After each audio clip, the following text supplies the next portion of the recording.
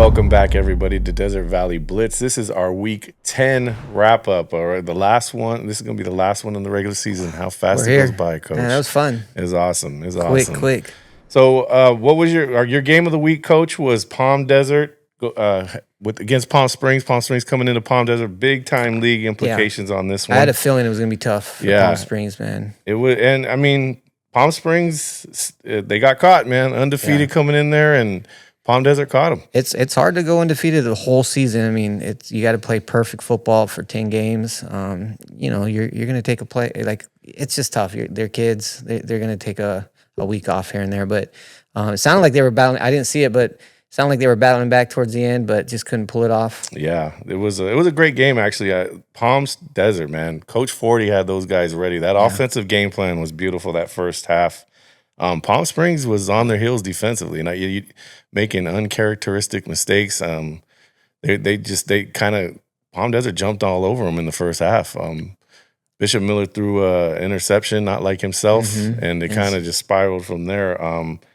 It was really a tale of two halves, the game. That was kind of my takeaway. The first half was all Palm Desert. I saw a little bit of the second half. But yeah, it was all Palm Desert. They came out, Jonah Tolan, AJ Rivera. They had that offense rolling in the first half. AJ can throw that ball deep, man. I told you that he's got a great deep ball. Right, and usually Palm Springs' back end is pretty sound, and they're not going to give up the big one. Coach Brown defense doesn't really give up those big plays. He likes to keep stuff in front of him. But this night, man, it was just something in the air that first half where Palm Desert could really do no wrong on offense, and some uncharacteristic mistakes by Palm Springs on defense, especially towards the end of the half. They kind of turned one loose with about a minute left in the half, and they let a guy free, and he scored on it, and that was kind of uncharacteristic. It's kind of surprising knowing what we've seen out of Palm Springs all year. The parts that I saw Palm Desert go deep in their playbook on the defensive side. They've always come out and played that 4-2, but I saw them pull out a little 30. It looked like they were trying everything they could to kind of curtail that offense for Palm Springs. It was interesting because I have never seen them go out of their base defense, and Palm Springs was pushing. So they did. Palm Desert, shout out to that coaching staff, man. They did an excellent job in that first half. Coach 40 had a great game plan offensively. Defensively, that was their Palm Desert strength, and it really showed. I mean, they slowed Palm Springs down. Palm Springs, Bishop Miller had a couple big plays on them, which you're going to expect. Yeah. But at the half, it was 35-13, and I remember thinking, like, wow, this could either go one of two ways. This could either be a blowout, blowout city, and we're kind of taking the fourth quarter off, or Palm Springs gonna find that magic. And to be undefeated, you got to have some magic. Yeah. And they found it in that second half. They came out, got the ball, marched right down. Bishop Miller had them moving, and number 9's not going to let them go down without a fight. No. He went down there, scored. And Palm Desert kind of went into the more conservative play calling, I would say. They got the lead. Yeah, Jonah Tolan kind of didn't really get the ball as much. And, when you got a lead like that, that's what you're trying to do. You're trying to milk the clock, right? Milk the clock. Go into that 4-minute offense and just run it first down. The problem is that Palm Desert couldn't really churn it out on the running game. So they would give the ball back. And honestly, Palm Springs in the second half had opportunities to win the game. I mean, they got to the red zone. They were in the red zone 3 times and didn't score in the second half. Yeah. So they had the opportunity. It was a good game. Palm Springs had opportunities, man. Yeah. They shout out to the Palm Desert defense though. That red zone defense stood up and kind of slowed them down there. And 3 opportunities in that second half where they didn't score. They did throw an interception on one of them too in the end zone. Palm Springs. Oh shoot! Bishop Miller threw one in the end zone to Angel Rangel, the nice little safety from Palm Desert. He caught him. So that was kind of the difference in that second half. But Palm Springs started to look like Palm Springs in that second half. They were moving. Koa Rapoa was running the ball, running the rock. He's tough, man. I would not want to tackle that guy when he gets going hard downhill. Yeah. But it was really they kind of, and with all that being said, well, as good as Palm Desert played in that first half, Palm Springs had the ball with about 15 seconds left to try and score and win the game, or even tie the game, basically. The game up. And so they had a couple Hail Mary attempts. One got called pass interference, so they got another attempt. So all that being said, Palm Springs was right there with the last play of the game trying to win it.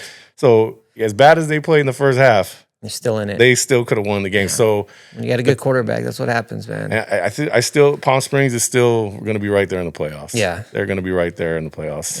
Yeah, they look like themselves in that second half. Sometimes you want to get a loss in the season so you go deeper in the playoffs. Sometimes if you don't get that like loss off your back, it's weird, right? Like go back to New England. Remember the undefeated season and they lose the Super Bowl. So who knows? This might be for the better. I'm a positive coach. You never know, though. So. Yeah, you want to be battle tested, right? You don't want that first tight game in the playoffs. No, because the kids are not comfortable in that situation. Yeah. Now they've been there before. They know how to dig themselves out. So and I think Palm Springs is still like I said, Palm Springs look like Palm Springs second half. It's just like, and I'm sure if you talk to Bishop Miller, he'd just say we ran out of time because we were about to win. Another 1 minute, they're scoring. It may be. So great game though. Shout out to Palm Desert. They kind of throw this whole DEL league into it was gonna be tough. Upside down in one game, so they're right there. So we'll kind of bring that up in the next segment about what's going to happen going forward. But this whole thing is upside down. It could go multiple different directions. That's what happens when everybody's good. Yeah, it gets a little messy at the end sometimes. Yeah. So Palm Desert, great game, man. Yeah. Shout out to Coach Forty and the Palm Desert Aztecs, man, turning this thing upside down on the last week. So that's what it's all about. That's why it's fun. Yeah, because you never know what's going to happen. Yeah. Moving on in the wrap-up, Coach Josh Special, La Quinta 36, Shadow Hills 33. What a game, huh? Yeah, it was. I mean, Shadow Hills came out ready to play, man. They came out hot. That offense, passing attack, was not going to be denied. But shout out to La Quinta. They answered back with their running game.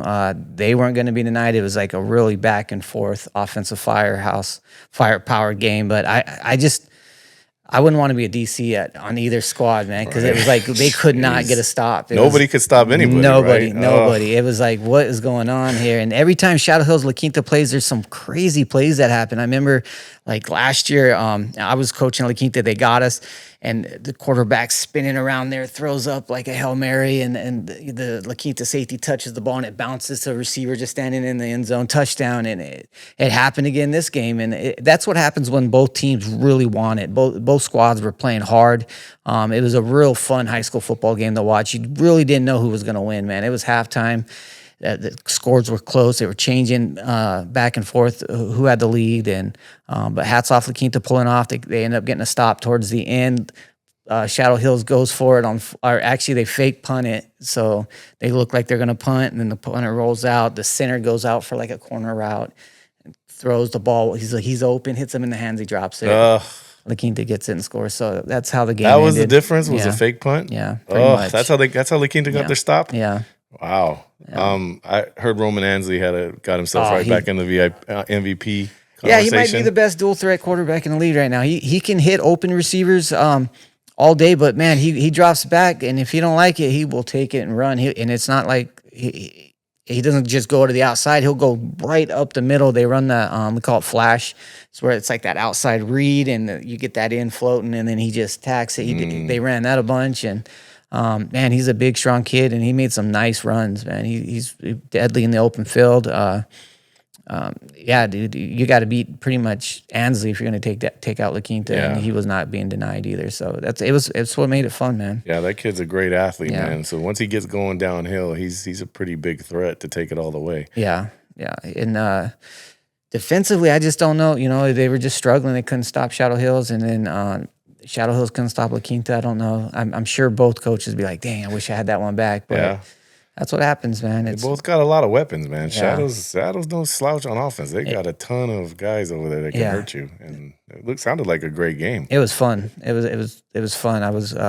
I got to sit in the back and just kind of watch it. They had some first 30-year reunion for my old high school football team. So we just put our feet up and got to eat some tacos. That's awesome, man. Watch the game. Sounds like a good night, man. Tacos fun, man. And some high school football. Yeah, man. It's a perfect night. Yeah. Well, Shadow Hills is going to be deadly, man. They're good. They're a good football team. Yeah, they're kind of up against it in terms of trying to get into that top three. But I think, and we'll kind of talk about this in the next segment, they're gonna be an at-large team, I would imagine, with that record and just how good they are. It'd be a shame if they got left out. They'll be somewhere. They played hard, man. Yeah, they'll be somewhere in that playoff bracket, I'm assuming, but we'll find out. kind of all depends on this week coming up. Yeah. Moving on, the last one in the DEL, Xavier Prep 14, Rancho Mirage 0. I didn't get to see this game, but I kind of like a low-scoring game sometimes. Defensive battle, man. Yeah. Defensive battle. Both are kind of playing for their lives. Both defense are pretty desperate. I guess the difference was the Xavier defense. Mm-hmm. It's tough, man. It's tough. They don't mess around on defense over there. They're good on that side of the ball. They're consistent on that side of the ball. And the offense has not been as consistent as Coach Doc would probably like, but they got it done. They went. So apparently they went down, scored the first drive. Kingston let them down their first drive, got a score. And then it was basically a defensive stalemate till the fourth quarter. Both teams just exchanging punts. Yeah. A defensive coordinator's dream. There's a lot of stops on that game. Yeah, and the other one none. So. Keeping that punter busy, man, that night. And that's what you want as a defensive coordinator. That's your job, is to get that punt unit out on the field. Having fun. Yeah, so Xavier Prep goes down in the fourth quarter. Kingston Palone busts a pretty nice run to kind of seal the deal and score it in the fourth quarter, and that was it, man. 14-0. Rancho's still playing without their superstar receiver, which is coming back this week, and it'll be give Palm Springs a little bit more, and we'll talk about that. He's going to be hungry. Yeah, he missed some games. Yeah, man. So but this will be the last game that Rancho's without some of their main guys. So, but Rancho Mirage moves to 0-4, basically eliminated from contention from the top three. Yeah, it's been tough. It'll be all or nothing for Palm Springs this week coming up for them. Moving on to the DVL, Coachella goes up to 29 Palms. Coachella Valley 28, 29 Palms 0. Quarterback sat, I heard. Yeah, so Garza, their starting quarterback for CV, was out, and we kind of saw that in the second half when we had the game. A little bit of an arm injury, a shoulder injury or something they were working on. Because he didn't throw the ball at all in the second half. They just ran the ball.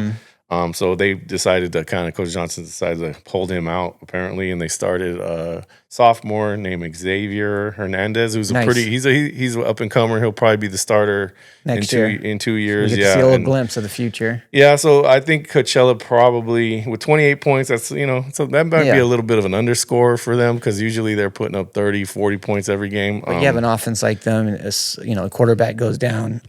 That's a pretty big piece to your puzzle. So. Right. Apparently they leaned on the run game pretty heavily. I would. Yeah. Ivan Camargo, he's a stud. We saw him with our own eyes. Hard. Yeah. That kid's a stud, man. He's doing a great job. And they do a good job with the running game when they do run it. Up front, Coach Hondo does a good job with those hoggies up front, and they can run the ball. So yeah, they had to lean on the run game this week. Yeah. So that basically clinches the DVL for Coachella. They're the number one seed coming out of there. They're going to be the champion. So the Bell game against Indio is really just for pride at this point, which, maybe Coachella gives Indio the Bell this year. I don't know. We're just saying. That's not going to happen, but I know Raja would like that to happen. But so they're basically sealed up the DVL. So everybody else now is playing for second. Another game that in the DVL that we need to talk about is, so Indio forfeited their game. We haven't seen this in a while, right, Coach? I can't remember a varsity game being forfeited middle of the season like this. I don't remember it either. Apparently, Indio with that altercation lost 6 guys, weren't unable to really field a competitive varsity squad. So on Thursday, they made the call to kind of forfeit the game. It's unfortunate because the kids lose a game on both schools. It sucks. You want to give those guys every opportunity to play and get better. Man, kids lose reps, Yeah. Even if it is not a close game, you get your younger kids reps. So there's value in playing the games and not 100%. Even if you're not competitive. You got to think if there was some way for them to field a team, they would have. Yeah, it probably was just something that they didn't feel comfortable doing with the suspensions. So Yucca Valley moves to 1-1 without having to lift a finger, which is kind of nice. They get basically a bye week. Yeah. To kind of get healthy, but I'm sure Yucca would probably want to play that game, just coming off that CV loss. It would have been nice. You still want to work to get better for playoffs. There's always stuff to get better at. So so I'm sure they would have played. That'll set up a pretty interesting game next week, though, for between Yucca and 29. We'll get to that in the next segment. It'll set up some pretty big time playoff implications. Moving to the SVL game of the week on that side. Banning 37, Cathedral City 6. Yeah, I got to see a little bit of this game, not the whole game, but I was really impressed with Banning, man. I think we got to start talking about him more. the quarterback. What's his name? Is it Jacob? Putting up big numbers at quarterback. Jacob and I'm gonna mess this up. Enzo Dua. He's got like 3,000 yards passing. 3,000 yards. He's number passing? 1 in the state of California. Wow. We got to start talking about Banning a little bit more. Yeah, and the receiver they got, what's his name? It's they've got a couple receivers up there. Jamari Garlington. He's ranked nationally too. He's like number 3 in the state of California. Wow. Banning Broncos, man. Yeah, I know they're in a smaller school, but the first play of the game, they come out and spread. Cass City's in a single high safety look, and I know as coaches we always say you got to look out the safety, but just to see a young man so poised to collect, get the snap, take a look over here, and just fire a dart on that seam route the other way, hit the guy in stride, and the guy almost walks in for a 60-yard touchdown. First play of the game, you're like, oh, okay, I can see it's not by accident. Right.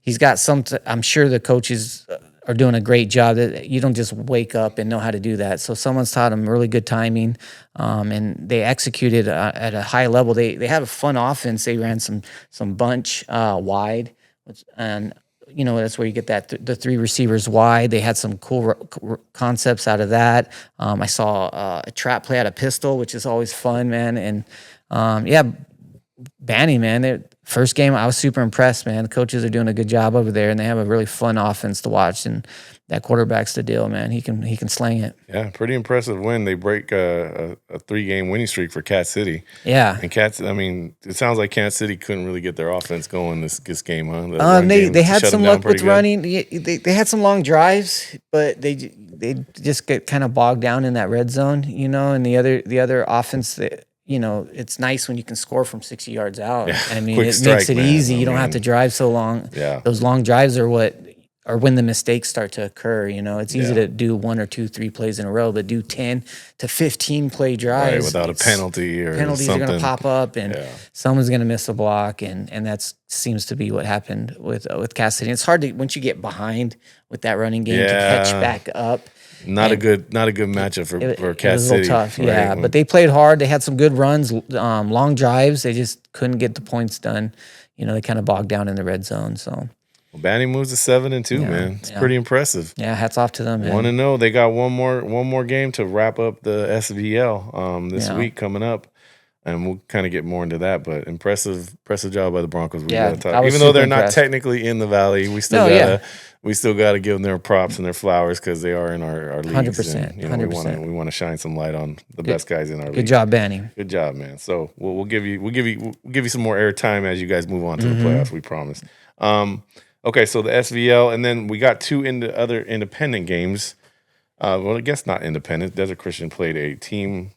Viewpoint, Desert Christian Academy 30, Viewpoint 6. This is in Desert Christian's league. So score's kind of deceiving on this one because the score going into the 4th quarter was 10-6 for Desert Christian. Oh, tight game. They're not used to tight games over there at Desert Christian. They go on a 20-0 run in the 4th quarter, kind of seal the deal.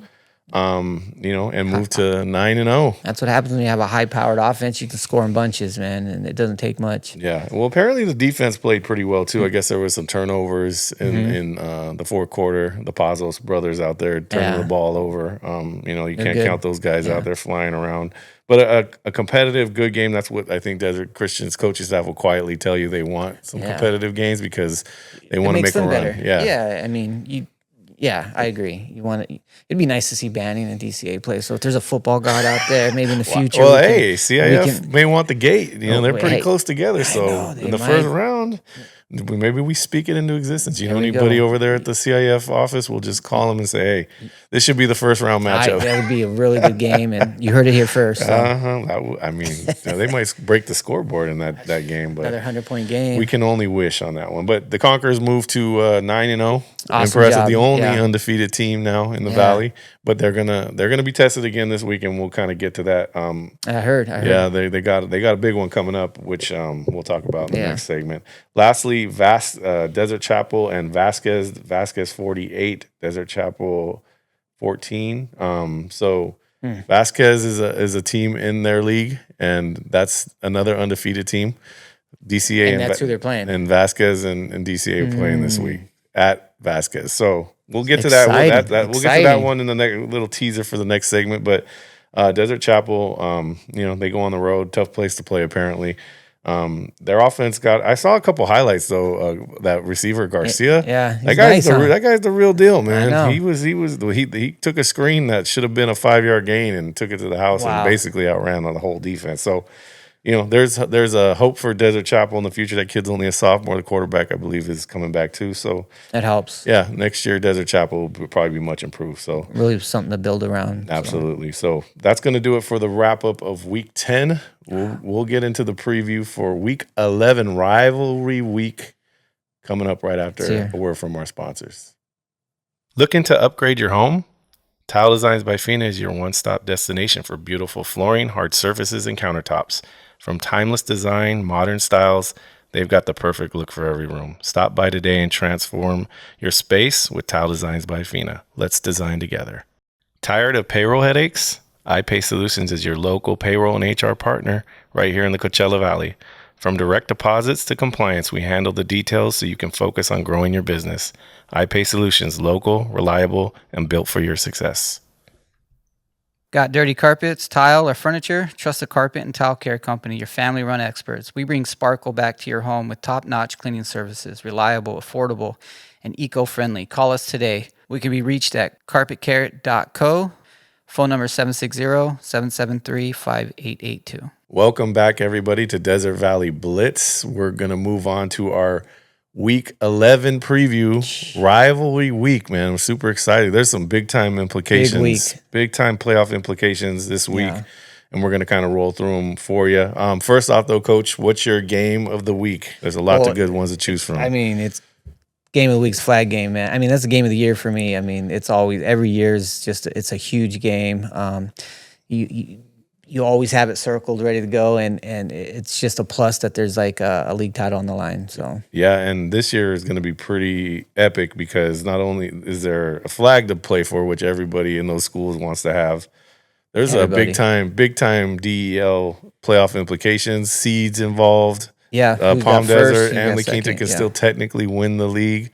Yeah, there's a lot of things going on in this game. What are you kind of looking forward to in that game?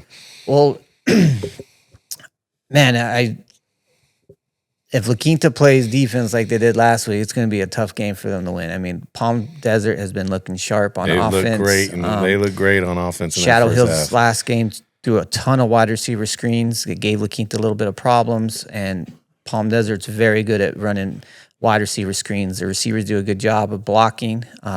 They get that ball out in a hurry, and they get downfield. I mean, Jonah Tolan just ate up a very good Palm Springs defense. And La Quinta's going to have their work cut out for on defense. Man. Offensively, like La Quinta, they got Roman Ansley, and they got that strong running game. I don't see them getting stopped. I think it's going to be a very good, high-scoring game. Maybe 50 points each almost. Really? 50 points? You think La Quinta could put 50 points on Palm Desert, huh? I think they're going to have to, man, because if they're going to win. Yeah, I mean, Jesus. Just watching them last week defensively, it was tough to watch. I mean, I know we talked about it earlier, but anytime you give up that many points as a DC, you got to be like, God, going back to the drawing board. So I think they'll have a good plan. Palm Desert's been hot though, Coach. I know, and defensively they're tough too. And Coach Forty got them peaking at the right time, man. It's good, but it's a flag game, man. Yeah, that's true. You throw everything out, man. Those guys are going to go out there and play their butts off. It's going to be a hard-fought battle, to win that flag. So the playoff implications are pretty deep in this one because both come in with one loss each in the league. Yeah. So technically, if La Quinta wins, Palm Springs would then, if Palm Springs wins, then they're going to be it'll be Palm Springs, La Quinta. Yeah. And then depending on what Xavier does against Shadow Hills, and that's another good matchup. Then Palm Desert, there's a as good as Palm Desert's looked, there's a small, I wouldn't even say it's small, there's a scenario where they're the 4th seed coming out of this with Xavier beating Shadow Hills and them losing to Quinta. So that's how crazy, because they beat Palm Desert earlier. That's how crazy it is because the head-to-head comes into play. Palm Desert wins, then La Quinta now has 2 losses. if Palm Desert wins and Palm Springs wins, then basically it kind of sorts itself out. Palm Desert would then jump Palm Springs because they have the head-to-head, and La Quinta would go down to third. So there's some crazy It gets messy, man. And I expected this, man. All the teams are very good this year. We knew it was going to be a bloodbath, and here we are, week 11, and it's up for grabs still. Right. We don't know what's going to happen. So and it makes strange rooting partners, because I know Doc's going to be calling Coach Ruiz over there and giving him every secret he has about Palm Desert, because he needs La Quinta to win that game, to keep them alive for that 3 seed. So there's a lot of strange things that happen in week 11, and I wouldn't be surprised if there's an at-large bid. Yeah, we'll get to that at the end, because there definitely should be. So we're gonna pound the table for the DEL at the end. So that flag game is gonna be interesting. We're gonna try and be out there and cover it, because people are gonna say, hey, you've been at Palm Desert a lot this year.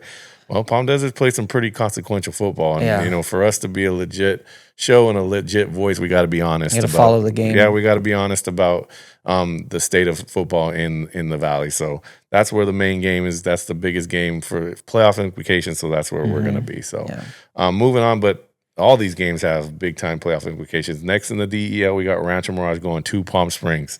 Yeah. So this is another interesting matchup. 0-4 in the league versus 3-1, but you would say, okay, Palm Springs got to be a heavy favorite. They're at home. Sure. But this is the week that Mr. Jeremiah Johnson comes off of suspension, the all-world receiver. He's and be coming in hot for the Rattlers. Yeah. And that guy is probably going to put on a show, because he's been sitting for 3 weeks. So he's been chomping at the bit to get in. So just Palm Springs luck. I know Coach Gore is probably not too happy that he's the one that got to welcome this guy back, but so they're gonna Palm Springs. It may be a tougher challenge than we're kind of expecting on paper, just because of that. Rancho's getting everybody back, and they're out of contention for the league in top 3, but Coach Matthews will have them ready to roll. They're gonna have a lot of pride and get out there and try and make a statement. On the flip side, Palm Springs be hot because they just lost a close game, man. They probably felt they left something on the table there. They might come in extra hot just to prove a point. So absolutely. So it's going to be that's another big time implication game, because if Palm Springs wins that game, they're basically I think they're in anyway, just because of who they beat already. But they win that game and LQ wins, then they're league champions. Even though they have the same record. So there's a lot to play for. Rancho can kind of play spoiler in this scenario. So it's going to be an interesting game. No easy wins in the DEL. That's another one that we're going to be keeping a close eye on. And then the next one, oh my gosh, another barn burner and with playoff implications. Xavier Prep at Shadow Hills. So interesting game, man. Good offense versus a good defense. Defensively, Shadow Hills didn't play very good last week. I mean, they couldn't stop La Quinta, and Xavier, they've shown hints of good offense, and and sometimes they've missed a couple drives here and there, but I don't know who's going to win. That's a close game. Yeah, it's a matchup of styles, right? Because Xavier Prep is really good on defense. Their defense kind of carried them last week. Yeah. You've always been touting the excellence of that secondary for Xavier. They play it right. Well, we're going to find out this week, because Shadow Hills has some great stable receivers. They gave La Quinta fits last week. Yeah, they did not miss. Yeah, and that quarterback is pretty good at Shadow, man. The receivers are good.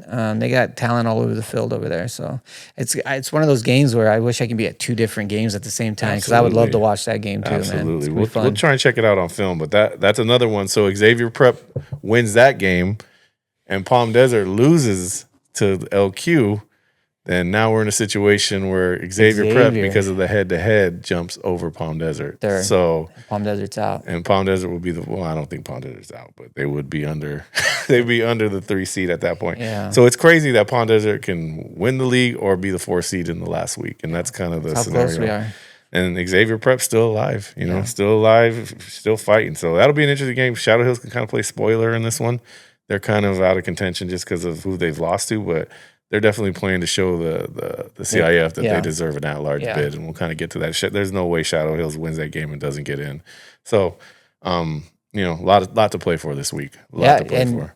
that at large bid you might be seated lower. It's the way the playoffs work, and it's crazy how you can make a works. farther run in the playoffs exactly. because you're got seated at a lower division. It doesn't wild. make no sense a lot of the times. Yeah, That's an off-season podcast, but we definitely need to talk about that because there's some of that don't make no sense. Yeah. It doesn't make any sense. You would think if you win league, you get a little easier path to CIF. Sometimes you get seated high. Remember Palm Desert a couple years ago? Yeah, this has been going on for years. Yeah. And there's some tweaks that definitely need to be changed, but we'll get to that when it's time. Another Thursday night game. Banning at Desert Mirage. So Banning, man, the Broncos, they're kind of sewing up this new league, the SVL. They're going out to Desert Mirage. It'll probably be Desert Mirage's last game. Around. Yeah, this will probably be their Desert Mirage's final swan song for the year. So they're going to come out and fight with Banning, man. Those guys put up points. Yeah, they put up numbers, and I think that's going to continue this week as they get ready for the playoffs. Well, that tough running game from Desert, don't sleep on it. They might, if they can get up on. They can control the ball a little bit. That'd be your best bet, is to keep that offense off the field. But Banning looked sharp last week, Coach. They were very efficient. And they might be peaking at the right time too. Yeah. So 7-2 league champs, looking like. Banning Broncos. We'll give you guys your flowers, man. You guys look really good. Did a good season so far. Man. Good season, and I think it'll continue going into the playoffs. So we'll be watching you guys when you guys get to the playoffs as well. Moving on, another Thursday night game so we have a couple play-in games here coming up now for the SVL and the DVL. A Thursday night game, basically first round of the playoffs, play-in game, winner gets the second seed, 29 Palms at Yucca Valley. That's an old rivalry game. They've been playing forever, right? Small towns right next to each other. And this one means a lot because the winner gets the automatic second seed. Yeah. And there's no guarantee that the loser is going to get an at-large bid in this one. So I think this is going to be a barn burner. 29 Yucca. Is it at Yucca? It's at Yucca. Okay. So I would say Yucca has got to be a little bit of the favorite just because, and they've been off, and they're probably pretty angry. Mm-hmm. At the same time, it's a rivalry, right? Yeah. So you got to throw the records out. This is just a bloodbath. These kids are gonna be trying. You don't know what's gonna happen. Everything on the field. So playing game. So whoever wins that game is in. Loser's basically out. So basically playoff game right there. It's your first round of the playoffs. It's your rival. So that's gonna be tough. That's gonna be tough for anybody. It's another cool game. I think Yucca will be ready. They've kind of been off. I'm sure they're still upset about the CV stuff. Yeah. CV game. And then missing a game last week. So coming off a bye, basically. Mm-hmm. So this will be a great one. We'll be kind of checking that one out. But yeah, win or go home in this one. You win, you're in. If you're out, if you lose, you're out. That's why we play. That's awesome. But it's awesome. This is why we cover it, because it's a really cool scenario. And then in the SVL, we have another playing game on Friday night. It's going to be Desert Hot Springs going to Cathedral City. So same situation. Both teams are 1-1, and they're going to be fighting for that second automatic seed. Wow, that's another good game. Yeah, Desert Hot Springs that spread offense versus a strong running game. Matchup of styles, right? Yeah. And these teams know each other very well. They play every year. So Cat City at this point to be eligible to get to the playoffs. What another good season heck of a job by Coach Lee out there, getting to this point with the kind of numbers that they were started with at the beginning of the season. Desert Hot Springs, those Golden Eagles, Coach Pease has them usually in the playoffs every year, and he's right back. Turner tearing it up. Yeah, he's right back to that spot. So. We're looking at a pretty interesting game. It's going to be a barn burner. This one will be on Halloween night as well, so there could be some weird shenanigans going on there. That might be the only Friday night game this week. I think Desert Christian and Desert Chapel is still on Friday, so those haven't been moved. But yeah, it's going to be another playing game. So playoffs start this week for these teams. Win or go home. So here we are. Let's go. So we're looking forward to that one. That's going to be a real interesting matchup. Another Thursday night game, and this one that I've been a part of, and if you have not been a part of this game, you're missing out, because this game's been played for damn near 60, 70 years. It's the Bell game, Coachella Valley at Indio, and so Coachella Valley comes in already clinched. They're already the number one seed in the DVL, and Indio coming off a forfeit. So on paper, this doesn't look like a very good matchup at all. So is Indio still missing some guys? Indio will still be without six guys that got suspended. But they are going to be able to fill the team this week, and they're going to be trying their best to keep it competitive. On paper, it doesn't look like a great matchup, but once again, it's a rivalry game.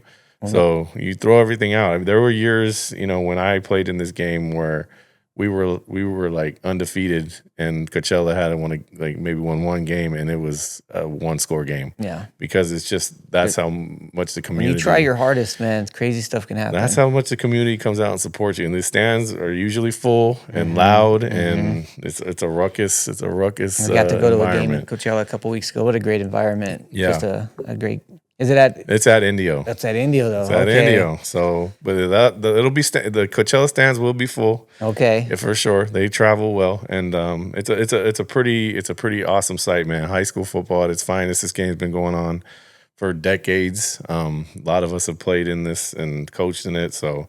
I haven't even seen the bell. It's not that impressive. It's an old bell. It's an old bell. We may need to upgrade the bell at some point, but that's where the history. But hey, though. that's and Indio hasn't had that bell in 12 years. So 12 years. That's too long. That's too long. Time. And this rivalry's been going on so long that Coachella has won 12 in a row, and they barely tied the series. I think last year, like all time, like Indio was that far in front. But now Coachella's got a chance. Well, I mean, game of numbers, right? The game of numbers, you man. You got to even it out. Hey, you never know. I mean, it would be a pretty big upset. But India's going to come out and try their best, and we're going to be looking for the Rajas to put on. I wonder if Coachella's quarterback, Garza, is going to play. I would imagine he was going to play. Yeah. If he could go, he can go. I mean, depending on the severity of it, right? You got playoffs. Do you want to sit him for a game? I would imagine I would want to play. Yeah. But he is a junior, so he has one more of these things left. But this is a special game. It's a big game. Yeah. The community comes out for this game, bragging rights for the East Valley. These are the type of games that you remember for the rest of your life. Like, win or lose, these rivalry games will stick with you forever, man. Absolutely. Absolutely. And that's what I remember about my career is being at Coachella and guys throwing stuff at me on a goal line stand from the back of the end zone, and I remember getting yelled at. The first Palm Desert La Quinta game where one of our guys went over there and stole a flag from him, and that's how it got started. They just one of our guys snuck to they were waving this Palm Desert flag everywhere, and I was playing, I wasn't paying attention, but apparently friend Eddie, shout out to Eddie Carlos, he goes over there and takes that flag and runs it all the way over to our side. And so is that how the flag started? I think so, man. Somebody actually stole the flag? Yeah. See, look at this inside information that you wouldn't get anywhere else. I was there playing. Man. I was on the field. So that flag was actually a real flag that was stolen. Right? Yeah. That's awesome. They just kept the tradition alive. I just remember all this commotion going on, guys running over to, During the game? During the game, yeah. It was during the game. Yeah. Oh, that's awesome. See, I mean, look at this. We're learning getting stuff, right? Inside information. So there really was a flag that got stolen, and that's how this whole thing kicked off. So now they're still fighting. We're still fighting for that flag. Yeah, but that flag game is going to be something else. But yeah, these rivalries. This is what it's all about, man. You throw out the records, and the Bell game's no exception. We're going to be excited to kind of follow that one. Big week. Everybody, this is why you play high school. This is why you get up at 5 a.m, go work out in the summer. All summer. Yeah, this is why you do the spring football. This is why. This is right here. Chances. There's a lot of family time as a coach, and rivalry week is the reason, because this is make or break kind of time for your season. So we're real excited. Moving on in the preview, we got a couple other games. Desert Chapel is going to go to Hamilton up in Anza.